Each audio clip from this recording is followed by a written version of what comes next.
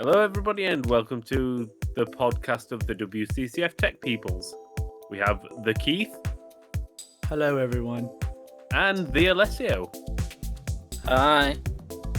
And before we get started, I'm just going to say that Bobby Kotick is an absolute cunt. And that's my official take on that. Not WCCF Tech's take, just mine, because you're going to find a piece.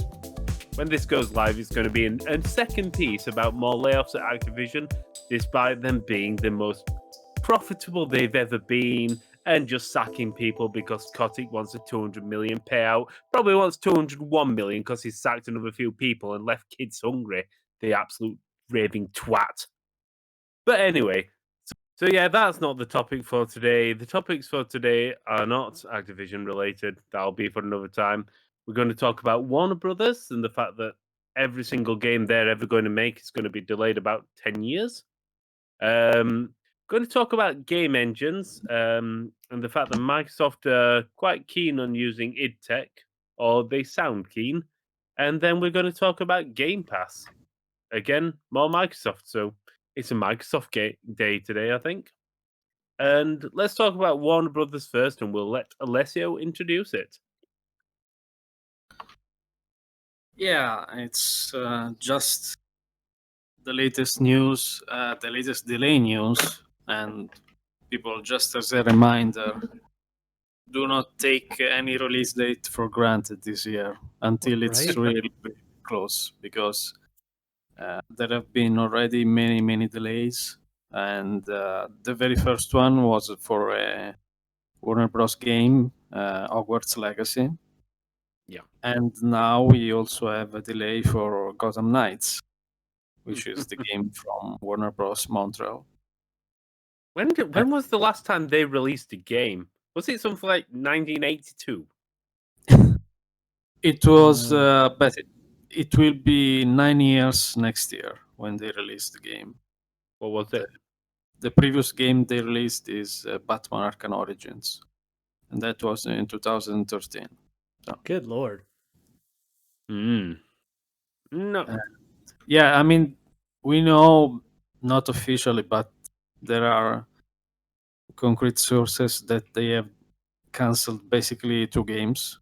One of which was a Batman game based on Damian Wayne, which in some comics is Bruce's son. And another game, I think, was perhaps a Superman game. Anyway, basically they delayed 2 games. They canceled 2 games, and now they're doing this Gotham Knights thing with basically Batman's the Bat family, with Barbara Gordon as Batgirl, and also Nightwing, of course, Robin, stuff like that. But yeah, it's really hard to see how they're staying afloat. I mean, for Warner Bros. Games as a whole, it's basically only NetherRealm that pulls through every single time, because they've released consistently great games, and other than that, they're not really having a consistent release date, at least in terms of AAA games. Yeah, you've got the TT games side of things as well, which does reasonably well, but yeah. Yeah, there is still... the Lego. In other words, Lego. They've got Right. Lego and Mortal Kombat. Well, in Lego in Mortal Kombat even too, they're very formulaic. So it's not like they're having to reinvent the wheel every time. So I suppose the other issue for Warner is that they've pretty much lost the publishing for. Well, they are no longer the publisher for Hitman either, no. because they used to publish the Hitman games for IO Interactive, who've gone complete solo now. Yep. So Yeah. Oh wait, no, I remember they have got another game coming. It's Left 4 Dead 4, Back 4 Blood 10. Back 4 Blood, yes, true. So yeah, But they've got Left 4 Dead 10 or 12 or whatever it is. oh god. Well, it's anything but 3. yeah, I don't know how well that's going to do, honestly, because I actually played the alpha, I think, test, but it was basically left for dead just with better graphics. But yeah, I didn't see any meaningful innovations or twists, so I don't know. So 2022 technically is going to have Suicide Squad, beats up Justice League, Hogwarts Legacy plays Quidditch, and Barbara Gordon goes hunting Yeah, so could until be. they get delayed again. Is it me or There is does sorry, I was just going to say that they also have Monolith, which is probably making another game. I mean, Yeah, it's been 4 years now since they've released. Is it 3 or 4 years now? it was October 2017, so yeah. Oh yeah, yeah, 3.5. Yeah, so yeah, 3.5 years since Shadow of War, and it was 3 years between Shadow of Mordor and Shadow of War. So you would have thought they would have something coming soon. It could be announced later this year. I don't know if it's going to be released. Yeah, well, there's no E3 anymore, so Gamescom probably. Yeah, but I mean, these days they can also just make an announcement that they're going to do an event and just announce it. Yeah. The Oh yeah, I mean, obviously, different companies are doing their own events. I just don't think Warner Brothers have got everything to have an event based on. All the games are fucking delayed. It's like, we're going to have an event, a Warner Brothers game event, and we've got one game. Oh dear. Oh, let's talk about Left 4 Dead 10 and that. Yeah, that Westworld game on mobile that seems to have died very quickly. Oops. No, Yeah. they've just hit so many delays, and yes, I know, and I've said it all along. The thing about COVID is, gaming isn't impacted anywhere near as much. There's the issue of infrastructure more than anything. People, if you're updating a game, that's a hell of a lot of downloading to do, and so that's the main issue. So You know, the thing yeah, is, I mean, for example, with Gotham Knights, they basically began teasing it like almost a year ago. yeah, And now it's going to be released basically 2 years after it was teased and then revealed in August last year. So I just don't think the hype cycle, a long hype cycle, is really beneficial to games anymore. I think I would agree. Bethesda's has found a great way to market its games. Where they announce it, earlier in a year, and then just a few months later it's released usually, and I think that's great. You fall into the trap of a Cyberpunk 2077, where the hype cycles lasted about 9 years. Mm-hmm. Yeah, it's a weird one. I can understand a year. It's the games industry. You get so used to seeing things so early. But Yeah. I'm thinking that you announce something so early, and I can only imagine the marketing budget when you announce something 2 years ahead of its release compared to 6 months is so much bigger, and it doesn't end up being worth it. Because you've always got to do something to keep that product in somebody's mind. Well, and then when you got it that long out, you run the risk of either the hype train runs away or the interest dies off too quick. Yeah. It's very rare in either of the other, either side of that. It's never really in the middle. It's only either side. They either get overhyped and either it delivers or it doesn't, which if it doesn't, it completely kills it. And then if people forget about it, and then it becomes a sleeping hit if it's good. And then they never get the sales they need to have justified everything. So it's a really tough one. So as a slight spin-off, obviously, just on this, because obviously Gotham Knights is going to be about the extended, I don't know, Batcave or Bat Family or whatever you want to call it. The idea that they've cancelled a Superman and a Batman game, by any chance, do you think it's going to be linked to the fact that the DC extended universe in films is pretty much dead? Because now we've got, who is it? It's going to, Robert Pattinson's going to be Batman now, and even Henry Cavill's looking like he's pretty much going to hang up the super cape thing. Yeah, that's a real interesting thing. I mean, on a completely related tangent, I started watching the Zack Snyder I Justice watched League. all 4 hours of it yesterday. I've only gotten an hour How was into it? it, but I can honestly say I enjoyed it way better than what I've seen so far. I've enjoyed a lot more than I expected, and I really did not like the Justice League movie. Like I did not, but I will say, in the first sequence, for one of the first sequences where Wonder Woman is in here, it really made me hate 1984 even more because I was like, this is what Wonder Woman can be. This was good. And then I was like, I'm starting to think the film studio is at fault for that whole thing with the DC series going the way that it did, because what I've seen so far of the Snyder Cut is very good. Have you seen it, Alessio? Not yet, actually. I am curious, of course, and but 4 hours is a lot, so I have to Believe me, take. I know.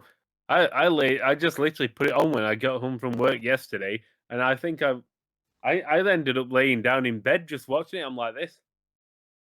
4 hours later, it's like, oh, fair enough. I like how they it's- broke it into pieces, so it's like yeah, a they do it in chapter. that. Yeah. every Generally, act, if you can pause it and take you a break, it's not that bad. Yeah. Oh yeah, generally, it's certainly better.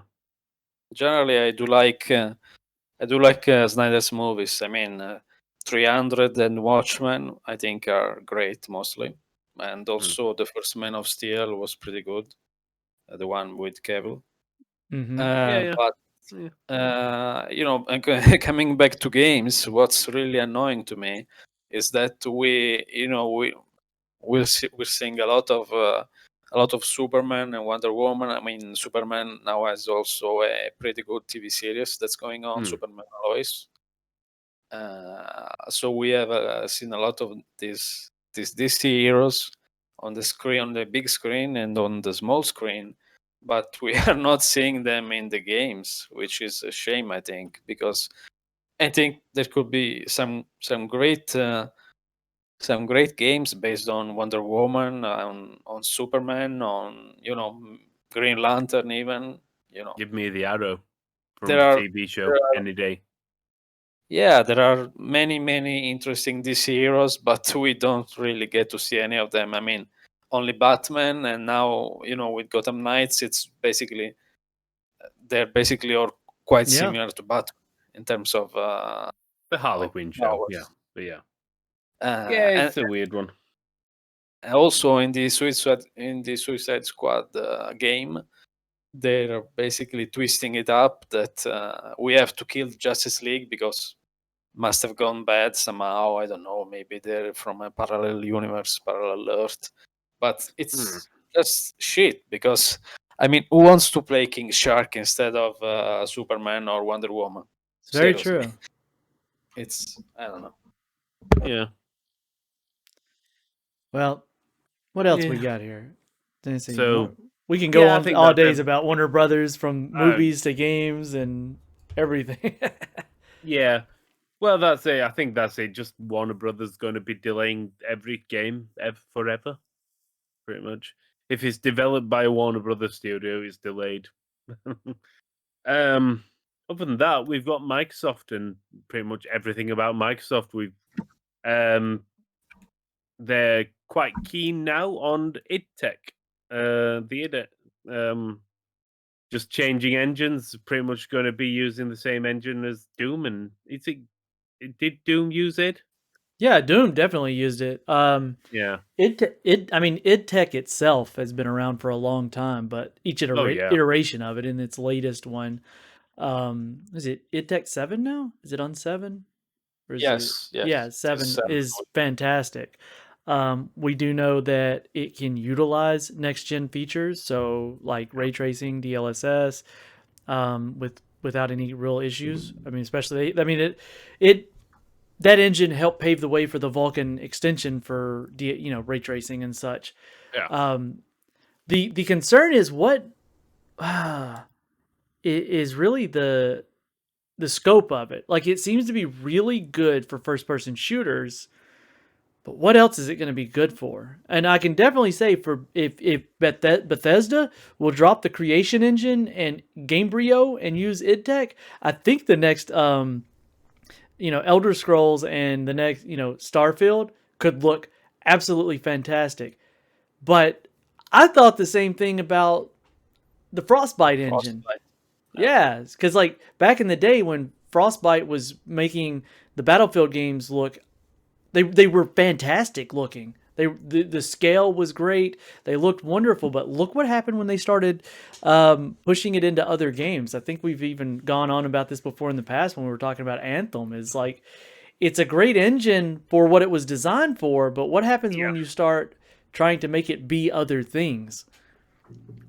So I mean, with the idTech engine, we know, well, Bethesda have had the option of using that anyway because, well, ZeniMax owned id, so we Yeah, know they're not going to be moving over there. So that's a no, plain Yeah, sailing. They're not going to jump over.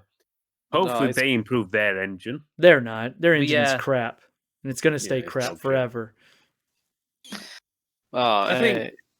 Come on. It's really just about inside Xbox, because as you said, of course, Bethesda already owned id Software, so it's they could have used it if they wanted to, but it was probably not a good fit for the RPGs. But Yeah. I'm thinking mostly about the other shooter games that Microsoft has under Oh Xbox, yeah, like Gears, Halo. Halo. yeah, exactly. I mean, Halo, for Halo Infinite, they're doing It's got the a new slipstream, engine, the the Sleep Space. slip space It's engine. the thing that makes the most sense to me, at least on the outside, without any other inside knowledge, is Gears, because for Gears they're using the Unreal Engine, but the Unreal Engine is not for free. I mean, No. they have to pay a fee to Epic Yeah. for. So if they can make the switch to idTech, I think Microsoft can only be happy. What's interesting about the engine itself is idTech 7 is only Vulkan. It's not DirectX based. And even in the past it's been OpenGL, not DirectX. So it'll be interesting to see how they translate that over to work with the series consoles, you know. Yeah.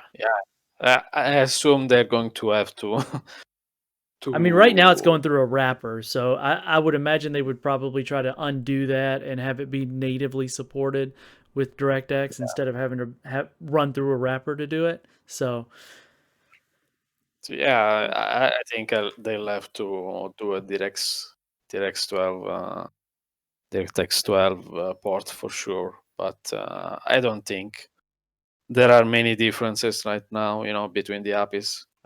So it's I think it's the great. interesting thing for me will be to see the style of game because at the moment, like I said, the idTech just doesn't seem to support the RPG style game or even they all look open, the same. really They all open have games. Yeah, it's Yeah. kind of like Frostbite. A lot of the Frostbite games had the same visual styles, and even back in the day, Unreal was guilty of this with like Unreal 3. Like most Mm. games, when Unreal 3 was big, they all almost looked the same. Like they all had those drab colors. Everything looked like a Gears clone. Everything was Yeah. brown and gray. So It's a weird one. I think it's going to be interesting to see how they develop it from now on if only to support different styles of games. Because at the moment, Unreal, you name a genre or a style of game, and Unreal supports it. At Yeah. the moment, you can't say the same for id.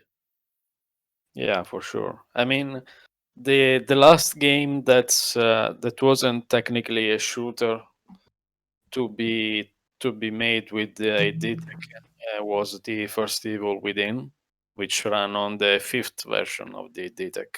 So Ah, it's pretty old. Good segue that as well, it because is. Keith will be talking about Evil Within shortly. Yeah, I just started playing it. Stuck on that. Yeah. Resident Evil 4. Yeah, you're playing the Game Pass version, right? Yes, So, I am. You know, like you said, Game Pass. Just to segue right into the Game Pass and the Bethesda and all that jazz. They just update Game Pass for Windows. Got a massive update this week. Like just probably it's probably one of the single hand biggest updates I've seen of anything, and instantly become infinitely or at least twice as valuable as a proposition because they just launched the EA launcher. And it's funny because I haven't had Origin on this PC since I built it, and now I'm found Well, I've got myself it. playing some EA games again because it's Oh, part of and- Game Pass for PC now. And so you got Yeah, all the well, access. is it? Do you get part of it, or do you have to pay extra for it? It's a weird one. It's like a tiered system for EA. So you can log on there, and there's the Game Pass section of games, which is pretty big, and then they have a premium tier from that. Mm. So as part of the Game Pass, you can go on and you can play most of the games that are part of like the EA. What is their one that they had where you could pay like EA Play, isn't it? yeah, EA Play. So basically, you have access to all the EA Play games, but not the EA Pro games, which yes. is another tier, of course. Okay. Yeah. So, which I gotta give them credit. I don't like having to have another app to launch the games, but It's a weird one because it now wants me to. I'm just looking at it now as we're talking, and it's install EA Desktop. Can't it just link into my Origin? no, Hmm. that's what I was gonna say. It is. You'll still log in, right? You still have to log into your Origin account once you launch Yeah. it. It's just it's gonna go through that app. I kind of wish they had integrated it into the Xbox app so that it didn't add more programs for you to run. Just Yeah. but it is what it is, and you still like again you still have access to all of those games. And I've been wanting to play the Evil Within for a long time, and just Game Pass makes it so hard to buy games these days because I'm almost worried that if I buy it, will it show up on Game Pass? And even on like the PlayStation, it's like if I buy it, will it show up on PlayStation Plus next week or next month for me? Now I'm going to say I'm quite irritated, even though I suppose I'm not really that bothered. I'm saying I'm irritated. I don't really give a shit. But why the hell is Outriders going to be on the console Game Pass but not PC? That's an Yeah. interesting one, isn't it? Why? I want to play. Well, no, I don't want to play Outriders. But if it's on the Game Pass, I might play it. What Because it platform is looks it available for on PC? Is it going to be on the Xbox app, like, or is it going to be Steam exclusive? I think Steam. it'll be Steam. Yeah. So there you go. See, this is where we're starting to see some of this exclusivity between distribution platforms on PC Yes, start but to take place. I thought everybody was angry at Epic Games for this, but nobody's fucking bothered Nobody's now. ever mad at Steam. Nobody's ever mad at Steam, even when they darn well deserve it. But You can't be angry at Angol Gaben. sure you I can. can be angry at everybody. But that's what's going on there. That it is what it is kind of thing. But because it's on the console, there's no secondary platform, so Microsoft can leverage that, that push for that. And on So- that note, why aren't we getting rid of the Bethesda Net launcher? Because what's the point anymore? Just integrate it to Xbox. I'm with you. Yeah. I mean, Give me a new I key for think my games. I think it will be going the way of the dodo. Yeah. It's What about my Well, it games was- over there? Do I just lose them, or am I expected to keep Game Pass I forever would to play imagine them? they'll link them together. I'm sure they should link the accounts because, and I'll be honest, the Bethesda Net launcher is terrible because I've noticed that out of any application, that's the only one, and this is just a storefront that actually starts impacting on my PC. I've got Cyberpunk game running. I've got other AAA games running, and then there's a fucking launcher that's going, PC, can I do no, shut up, launcher. yeah, but no, I mean Game Pass is really quite amazing, and we haven't even started to get the the exclusive Xbox Studios games, from the Mm. likes of Ninja Theory or even Rare's new game Everwild, or soon enough possibly Starfield, because of course as part of the official acquisition of Bethesda, basically Spencer, the head of Xbox, said that beyond those games that have had their release on PlayStation already confirmed because of contracts. Yeah. That's like Ghostwire Tokyo and Deathloop, which are actually going to get a timed exclusive on PlayStation because of a prior contract. Yeah. But beyond that, he basically said that people can expect exclusives, especially on Xbox Game Pass platforms. Which is what I said from day one, and other people were like, "Oh, well, we don't know." Yes, we do know. You don't Right. spend 7 billion and not keep it to yourself. Yeah, It was a no-brainer. It was always going to be like that.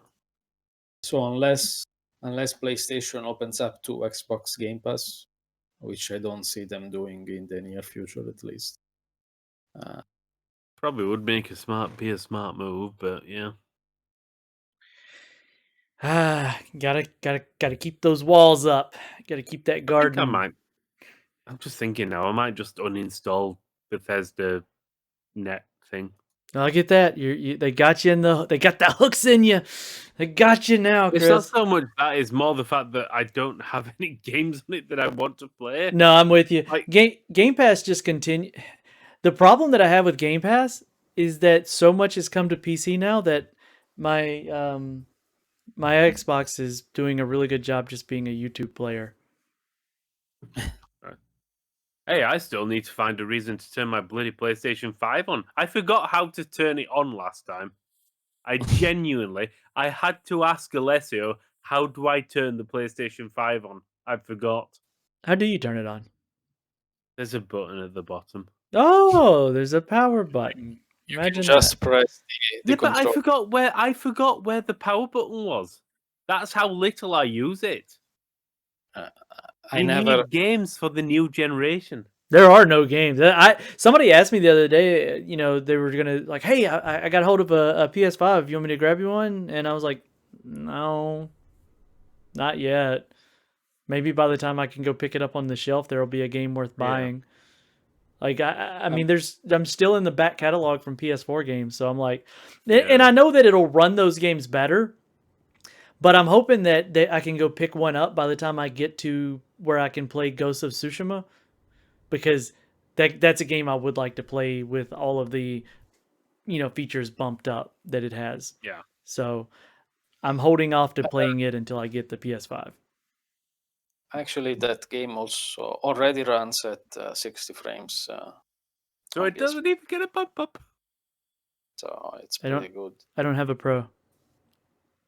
I mean, on the PS5. Oh, ooh. Yeah. So you've essentially got a PlayStation 2. That's a PS4 Slim.